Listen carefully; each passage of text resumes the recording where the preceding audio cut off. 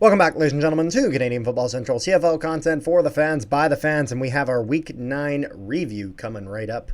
Had a bit of an interesting week, a little bit better of a week for me. My team won, and I went 3-1 instead of 2-1. 2-2, sorry. And I think you went 3-1 as well, right? But just on different games. Yeah, I lost the Winnipeg game, and I think you lost the Montreal game. Yeah, because I thought Montreal was going to be better than what they were. Good God, I knew there was a chance of them losing. I didn't think they would lose quite the way they did, though. But we'll get to that. Shall we start with the first game, Rick? The absolute snooze fest that this game was. As the Ottawa Redblacks defeated the Calgary Stampeders by a score of 31-11, and the Redblacks moved 2-6. Tied, I believe, with the Argos over in the East. The sad thing is, Stampeders fall to 5 series. They have the season series against Calgary. It's Calgary. Yes. Not like that will really realistically make much of a difference unless there's maybe a potential crossover or something like that. And if Calgary were to drop like that, but we'll have to see. But yeah, no, I think Ottawa, it's funny. I think both of us had Ottawa in this game because our prediction was that PJ Walker was not going to be able to get it done. And I feel like we were pretty accurate on that assessment. I feel like we had diagnosed the problem. I don't think either of us had expected the Stampeders for Dedrick Mills, though, to be averaging 1.6 per carry. I think we maybe expected a little bit better there. But you haven't seen nothing yet, my friend.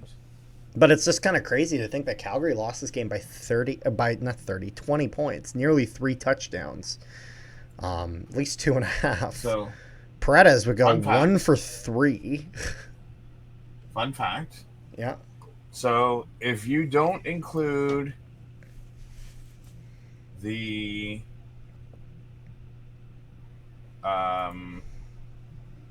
Arbuckle, okay. So if you go by based off of Walker, Strevler, and McLeod Bethel Thompson, combined you have 7 interceptions, 500 yards passing, and 1 touchdown. And 3 of those are PJ Walker. Yeah. 3 of those picks, yeah. But, PJ Walker, 20 for 37. 273 passing yards, 1 touchdown, 3 interceptions, though. That's your big Achilles heel. Drew Brown, 19 for 27. 225 passing yards, 2 touchdowns, 1 interception. William Stanback, a lot better on the Red Black side of things. Still not exactly maybe where you want it, where he's averaging about 4. So he had 13 rushes for 52 yards.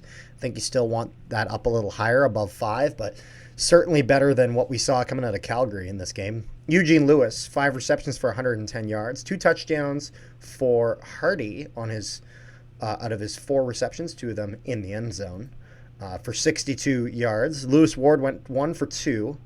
And again, Rene Paredes, 1 for 3 on the Calgary side of things, kicking wise. Little bit of some trouble there. Dominic Rhymes with a decent game, 4 receptions for 103 receiving yards, 1 touchdown for him. But after that, there was a bit of a drop off. Brooks got a little bit, Jones got a little bit, and then just there's really almost nothing. And so there was a lot of struggling here from the Stampeders. I mean, it seems like neither defense. I mean, you could say Ottawa's defense only gave up 11 yards, but 11 points. Yeah. I mean, other than the 3 interceptions that they had, they really didn't do. To be fair, they kept him to 3 points in the first, 0 in the second, 1 in the third, and then they gave up 7 in the fourth. No, but what the majority I'm of this saying game, they do keep them to almost, it's just like sub 5 points total. But I mean, if you take a look at it, okay, Saskatchewan had, okay, now we're talking about Saskatchewan, but Saskatchewan had 8 sacks against Edmonton. Like, they only had 1 sack against Calgary. Yeah. Like, you would think that if they had 11 points, like, the defense was getting to the quarterback. Yeah. I mean, other than the 3 interceptions, they really didn't do a hell of a whole lot. Yeah, I mean, the thing is that, like, they got those 3 interceptions. I got to give credit where credit's due, though. Again, they kept them to 4 points going to fourth quarter. I don't care how you do that. I don't care who's injured. That's a job well done by the defense. You know what I mean? Um, but it was one of those things where Calgary, when VA's out, it looks like it's not even just the physical loss of not having VA out there. It's like this team is either all or nothing without Vernon Adams Jr.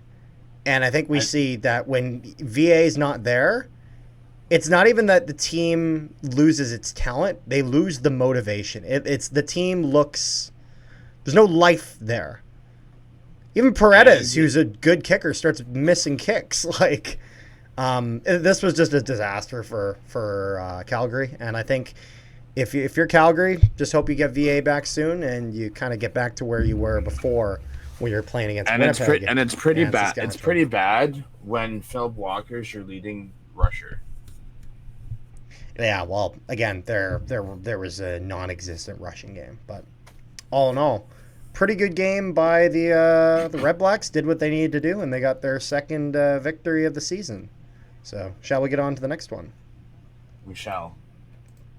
All right, as the Winnipeg Blue Bombers finally show a bit of something with a 40-31 victory over the Argos. If you're asking Bomber fans, still giving up 30 points, and but it's funny. This is such a mixed bag of a game in the sense of that if you really think about it, Strevler goes 17 for 21, throws 3 interceptions, no touchdowns. Now, I'm not as much concerned usually about the touchdowns. Now, the 3 interceptions, there's a few things here. I'm not. One of them I really didn't like.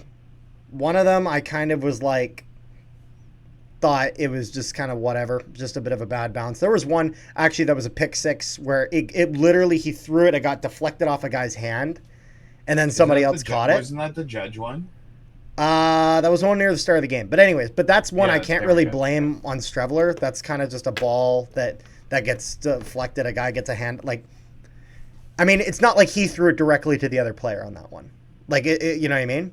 However, I will say, the one in the end zone where, like, I've so far liked Jason Hogan's play calling. Jason Hogan, what are you doing? Having Chris Strevler having to throw a corner route in the end zone when you were making short 5, 7, 10 yards at most passes down the entire field, along with some running plays and mixing it up, having Oliveira as a lead blocker and having Strevler run behind, like some really good kind of mixing it up and moving down the field, really creative, occasional jet sweep, sometimes a jet sweep with a lead block. Even some plays where you'll do a pulling guard, so that way they think and Oliveira's faking it, but he's going to do a short pass for Dembski or whatever. Like, really some great stuff.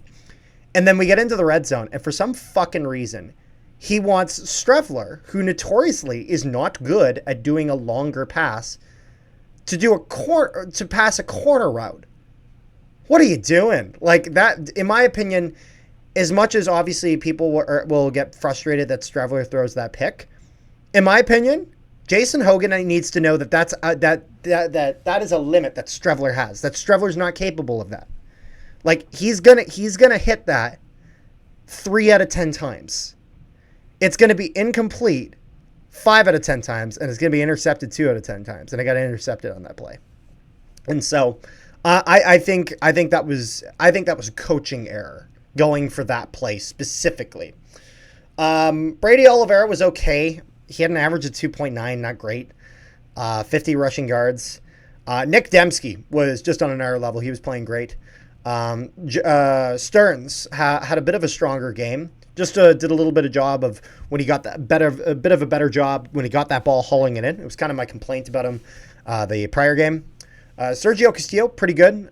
He had missed one kick from, I think, 44, so kind of a mid to longer-ish range kick. That was the first one that hit off the goalpost. Yes, yeah. It's funny. I saw some people saying, how is he so great of a kicker if he misses that?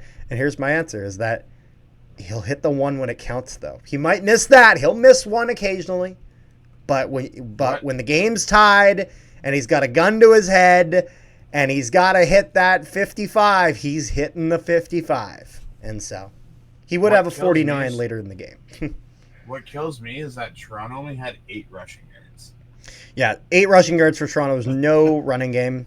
Coxey with 187 passing yards. Like, I had like 300 receiving yards, sorry. 2 touchdowns for him. Lyram Hauerlahu goes 3 for 3. However, we haven't talked about the star of the game yet. Trey Vavel. Trey Vavel was... Someone owed him money. Seriously. That's the only explanation I can think for this. Trey Vavel was just fucking incredible.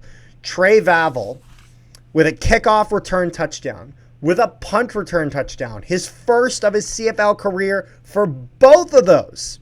Just perfect. And this is where now, like, it's one of those things where, you know, Peyton Logan might be that number 2 now, you know, because Trey Vavel has shown that he is the number 1 guy at returner. But maybe now that Peyton Logan's healthy, we can put him on the other side. Because I'll put it this way, I sure as shit don't want to see Quentin Cooley there. Quentin Cooley, I don't mind him as a running back. As a returner, no thanks. No. As he kind of bobbles it a little bit on the first play, and he gets on top of it. Good. Which I thought that was just kind of a little bit of a mistake. Turns out that was foreshadowing for later when he drops it. And then he kind of just stumbles after it, and he kind of just just kind of runs after it with both arms extended, looking a little silly, looking like a freaking Minecraft Enderman. And so just kind of running after it. And I'm thinking at this point, just kick the damn ball out of bounds. Because in the CFL, I love the CFL, the one rule that's really stupid is whoever touched the ball last on a fumble when it goes out of bounds is your ball. So I'm sorry, just completely shit kick that thing to the sidelines and we'll take it. Because we give up possession. And so I was really frustrated. Now, what Quentin Cooley can do though is he can thank the man named Tony Jones, because on that drive, Toronto throws a pick and Tony Jones is the one that gets that ball. He intercepts that. And so if I'm Quentin Cooley, I'm going to Tony Jones thinking, man, thank you for saving my ass. Because if that went back in our own end zone, we're on the 25-yard line, so it sure as shit could have went that way quite easily. I think, Tony Jones kind of saves the situation there. One of the other big plays for the Bombers, because I'm going with the Bomber side of things, and then we'll cover the Argos, and I know you'll get into that a little bit. Bombers holding the fort on the 1-yard line, getting the stop, forcing the Argos to kick a field goal. Just incredible performance. Over in the third quarter, 9-yard field goal for Lyram Hauerlahu. They tried on the 1, doesn't let it in. And actually, there was no short yardage here for Toronto. There was 0. They were on the 1 right at the end zone, couldn't get it in. They try the next play, the guy trips, and they lose a yard. Then, in another instance earlier in the game, it was 2nd and 1, and they went for it, and they couldn't get it. It was 3rd and 1. Ryan Dinwiddie throws in punt team on 3rd and 1. I'm not going to lie. I don't blame him in the sense of his team had the opportunity and screwed up. But when you don't have the faith in your own team to get 1 yard, it looks bad. Just saying. If you can't get 1 yard when the defense is 1 yard off the ball, the coach didn't have the faith in you. So if you're on the Toronto Argonauts, I'm imagining you're probably wanting to get that faith back in them. As believe it or not, I think the other thing that Dinwiddie was seeing was that, again, the rushing yards for the Toronto Argonauts here, 8. The entire game, 8 rushing yards. So, but it's funny because even all things considered, Nick Arbuckle plays stronger than Strevler. Strevler has a decent completion percentage, but and he's better on the completions in terms of his percentage. But those 3 interceptions, they look bad. They do. People were talking about me and man, the Bombers played such a great game and Strevler nearly threw it away, which I think there's some truth to that. I don't think it's just that simple, but I will say that Cameron Judge, definitely defensive player of the game for Toronto. 8 tackles, 1 sack, 1 interception for Winnipeg. There was an interception for Tony Jones, 4 tackles for him. I thought he was pretty good. A sack for Willie Jefferson and 1 for Vaughters. I got to go with Willie Jefferson, though, as player of the game, the defensive player of the game for Winnipeg, as he had 1 tackle, which was a sack, 4 knockdowns for Willie Jefferson. It's funny. It's a stat that I don't think is kept track of well enough as Rick, you know what I mean by a knockdown, right? When he jumps up and he's knocking that ball out of the air. You know what that is? You know what that is? That's a drive killer. Seriously, that is a great way to stop an offense right in its tracks and force them to go second and long, or forcing them to punt. Usually more so forcing them to punt, as they'll most likely be on second and long. You're pulling that move out. Willie Jefferson, though, even as he's getting a little older, he's still got it. He was an absolute pest for the Argos, and that was actually said to me by an Argos fan. So, but I think if you're Winnipeg, looking to not give up as many interceptions, you don't want to throw as many picks, and I think the defense still want to tighten up a little bit. Did really well against the run. Secondary could be a little bit better against that passing game, though. But I was going to say, your guys' offensive line could be a lot better, too. Well, the offensive line could be a lot healthier. And so, thankfully, that is, as I think the biggest change has been Stanley Bryant being out. That is really when it all went down. Now that it's looking like he's probably going to be healthy and back in the next game, that should be a big help for the Bombers. So I think that will probably solve a lot of the issues there, hopefully. Shall we go to the next one, Rick? Or do you got anything to say? We shall. All righty. And the next one being the Hamilton Tiger Cats. We won our 6th game in a row. Defeating the Edmonton Elks 6 in a row for Hamilton. 6-2. This game had top of the East. This game had everything in it. You name it, this game had it. So going into this game, long snappers getting injured. So going into this game, Bowman needed 131 yards to pass Doug Flutie. Mission accomplished. Gets it done. Our first drive of the game, Woodson returns it for 75 yards. So we start the game automatically at their 30, or between 30 and 24. First play, Bo throws a touchdown right off the hop. So we're already 7-0 into the game. It was like, as soon as I seen that Bo threw that touchdown, I'm like, okay, we're going to have another one of these back and forth games like we had last week against BC. And boy, was I right. As soon as Bo threw the touchdown, Fajardo threw the touchdown. Bo threw another touchdown. Yeah, this was an offensive battle. And I think, I can't remember, I think Cody Fajardo, I believe, went 17 passes before he missed one. 17 completions before he missed. But the thing is, with his before he went incomplete, 17 for 17, it's not like they were good passes. Like, some of them were completed passes, but lost for yards. Yeah. So it's not like they were incompletes. Yeah, although to be fair, that's not on the pass. That's usually on the block. No, I get that, but what I'm saying is some of the pass completions were like loss of 5 yards, loss of 2, loss of 3. Yeah. So it's not like he put up outstanding numbers. I mean, I'd still say he put up outstanding numbers. I'd still say he did. No, but what I get that, but what it's not like they did anything with it. I will say that. Exactly. I mean, Greg Bell put up 55 yards and a touchdown. Bo did some running. Jake Delagadla did some running. Augustine didn't do as well. Keandre Smith had another back-to-back high yardage game. So at some point, we lose our long snapper, Gordon White. Friend of the channel. A shoulder injury. Then it's where were we? It was 3-8. I think in their end. And we're thinking, okay, how are they going to do this punt? Olinovich said, F this. We're going to go on 3-8. And they actually got a completion. Yeah. So then the next punt that we had to do, we had no long snapper at the point. So you know what we decided to do? What'd you Let's let decide to do, Levi Rick? Mitchell punt the ball for 28 yards.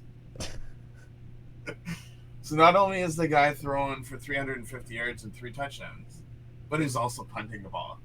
When are you going to throw him on defense? Just get them all over the field. You know what I mean? Just get him some tackles. Yeah. I mean, once again, he threw to what? 1, 2, 3, 4, 5, 6, 7, 8, 9 different receivers. Yeah. Just kind of all over the place. So I was actually doing the math today. If he averages 286 yards per game for the rest of the season, yep, he's going to pass Matt Dunnigan at 8th. Oh, there you go. And this is if he averages how much, sorry? 286 yards passing per game for the rest of the season. I mean, it's doable. He might do that, yeah. There's a chance, because he'll have some games where he's a little under, some where he's a little over. So. Yeah. So, because we had no long snapper, well, we had a long snapper for punts. It was Trevor Hoyt, our linebacker. Yeah. But we didn't have a long snapper for field goals. So Mark Legio didn't kick any field goals. Yeah. That's what it is. But I mean, like you were saying about how Vavel was going to be your new punt returner, and Peyton Logan might be. Well, I'm saying Peyton Logan back before up. had more of a chance of kind of seeing So, who gets the spot, but the I'm reason- saying now The Vavel has reason that why I spot. bring that up is because we almost have like the same situation in Hamilton where Isaiah Wooden, I'm sure, is going to be the new punt return with how well he's doing, whereas Yeah. Lawrence Woods probably is out of a job. I will say, for Edmonton, this game, this is probably one of the most consistent games they've played. They go 7 points each quarter with Except for they got a field goal in the fourth, but besides that, they were pretty consistent through and through. So not too pull this bad. up, Could be a I'm lot worse. curious. When did we get? So again, this came down to just under 3 minutes again. Yeah. They had, going into the last, say, 5 minutes, Edmonton had the lead. Yeah. It was 21-21 heading up to the rain delay. Yeah. Once this would that be- rain delay happened, the first And this rain would be, delay or was not the finished. rain delay, but the lightning delay. We'd have 2 of those, right? This week? Yeah. So Crazy. because of the thunderstorm, Ticats were able to redraw up their defense. Oh, yeah? Because if you think about it, I don't know when it was. I just remember that it was like 21-21. So it had to have been in the third quarter when they had the delay. Hmm. And then if you go, let me refresh this. If you go into the fourth quarter, they had, where was it? They had scored a field goal with 8:40 left. We ended up punting with 6:36 left. And then that's where Edmonton threw the interception to Cachatonis. Yeah. And then from there, it's just like they had a 3-point lead, and then Hamilton just went and scored the touchdown, and then Edmonton couldn't do anything. Keep in mind, Julian Grant was wide open in the end zone, and this guy drops a touchdown. Damn. I saw that one. I'm not gonna lie. I saw that, and that kind of hurt. That was painful to watch. Pretty brutal, if I must say. Like, they only threw to 5 receivers.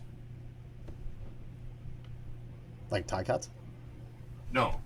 Elks. or Elks here, yeah. Because who are they through? Rankin, Dunbar, Gittins, Grant and Smith. Like, it's bad when your wide receiver That has drop more was receiving just yards. brutal, though.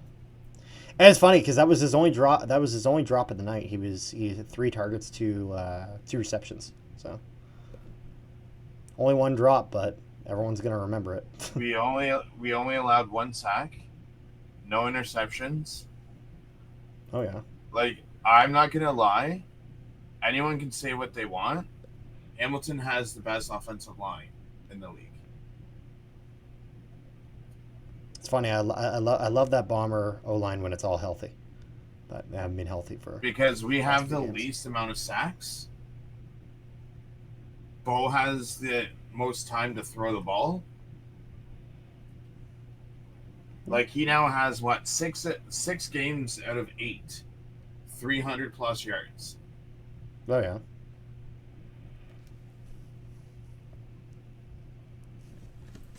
Yeah, but I will say though, even though obviously it didn't end up for him, Cody Fajardo was pretty damn good. 20 for 25, 257 passing yards, 1 touchdown, 1 interception. Of course, the 17 for 17 through the majority of this game. Really did about it. Like, I will say, you know what this looks back for more than anyone? Trey Ford, in the sense of, like, you can't really make much of an argument for Trey Ford to be starting now. So, like, my Cody's being like, is, he's taking him to school a little bit. My theory is it was never about the quarterbacks. It was never against their running game. It's all about the defense. All about the defense in what aspect? So, like, soon as Fajardo came in, since he started, it's never been a problem for the offense, because obviously he's putting up 250 to 300 yards per game. Yep. It's not the running backs, because running backs are getting a lot of rushing yards. Yeah. If Fajardo's throwing big amounts of passing, receivers are catching the ball. The problem is the defense is not stopping teams. No, they're not. Like, I'm curious. Which is unfortunate because the Edmonton Elks defense, like on paper, they got quite a good amount of talent there. They're just not doing anything with it. You know, they're not doing what they need to do with it. Like, if you look at it, Trey Ford only has 18 passing yards the whole game, or the whole season. Wait, what? Sorry. Tyrell Ford only has 18 tackles the whole season. Oh, you're saying Tyrell Ford only has 18 tackles. Yeah, Franklin that's right. Only has 17 tackles, 3 tackles for loss, and 1 sack. Brandon Barlow only has 13 tackles. There's kind of a lot that's Royce not Metier, happening. 9 defensive tackles. Robbie Smith, 9 defensive tackles. Jake Serezna, 8 defensive tackles, 2 tackles for loss, 1 interception, and 1 quarterback sack. Yeah. Like, even Nick Anderson has 39 defensive tackles and 1 sack. And Niles Morgan only has 37 defensive tackles. Like, yeah, they're getting tackles, but no one's getting anything. Like, they have what? 5 quarterbacks sacks, and their whole defense is 1 interception. Yeah. Like, no matter how much you spend on that defensive line, they ain't doing jack. This is where I'm starting to be like, is there a need to be another coaching change? Maybe. Do you want to get into the last game? Sure. So we're going to go to the last one here, as the Saskatchewan Roughriders defeat the Montreal Alouettes in a mercy killing of 34-6. I will say, though, so this is how this game went. Got lightning delayed. Carter was cheering for Montreal. I was cheering for Sask. Yep. Only because if Sask won, we were in first without the tiebreaker. And Carter wanted Sask to lose because he's just a straight-up Bombers fan. Because I'm like a Lex Luthor level hater of the frickin' Saskatchewan Roughriders. That's why. Am I a hater? Absolutely. with pride. So, but no, it was one of those things. This was a disaster through and through. If you thought if you thought the lightning delay would help them, it did not. So It wasn't much that helped them. here's a theory, and it's kind of goes back to our last game that we were just talking about, because when Andre Pruitt called the game for the Hamilton Edmonton game, there was not a cloud in the sky or anything like that. It was all sun and clear skies.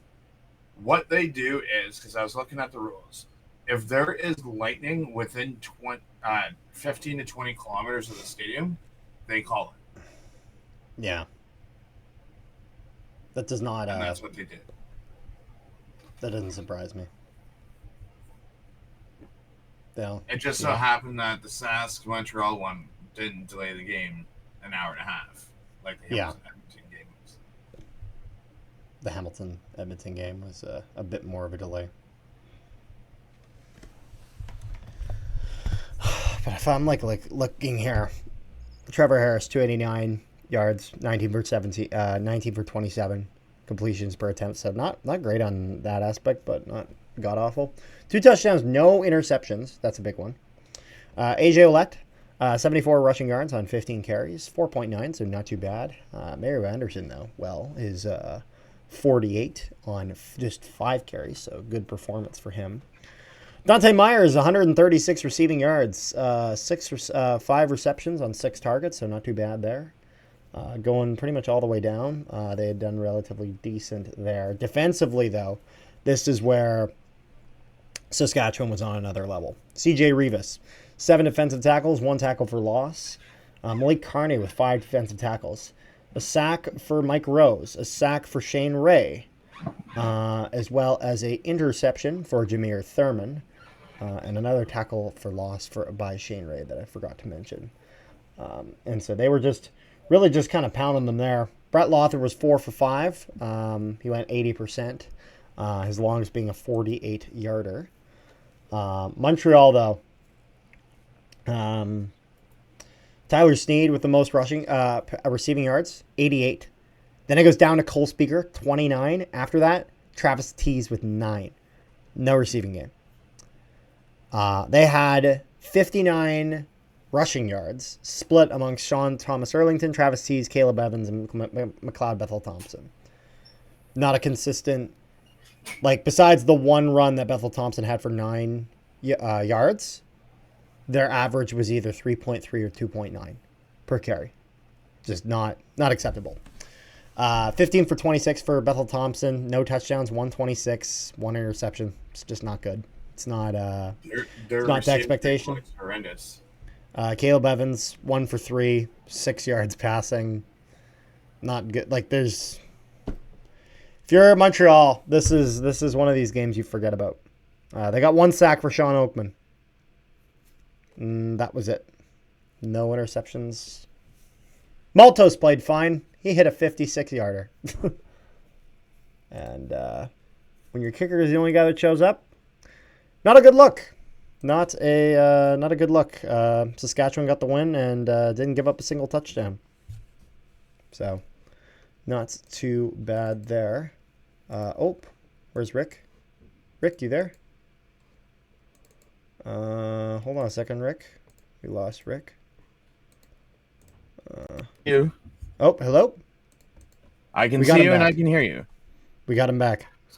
So I was saying Maltos hit both of his field goals were over 50 yards. Oh, yeah? Their receiving was just atrocious because if you take out Tyler Snead, the next person was Speaker with 29, and then the next person after that was Thesis with 9. Yeah. No, it was just a disaster. And for the love of God, I get that people want to cheer for their team.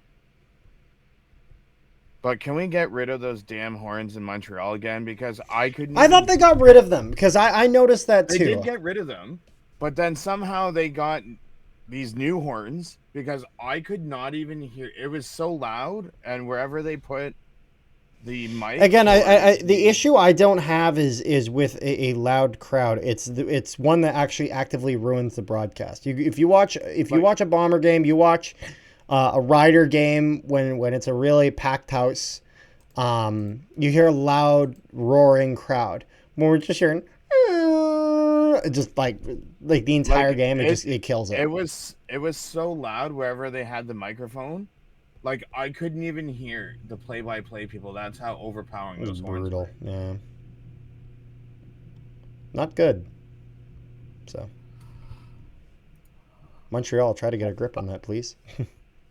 Other than that, we are in first place, and it's not a tiebreaker first place. We are in first place. Mind you, we're on a short week this week. So it's going to be interesting if we can continue the streak or not.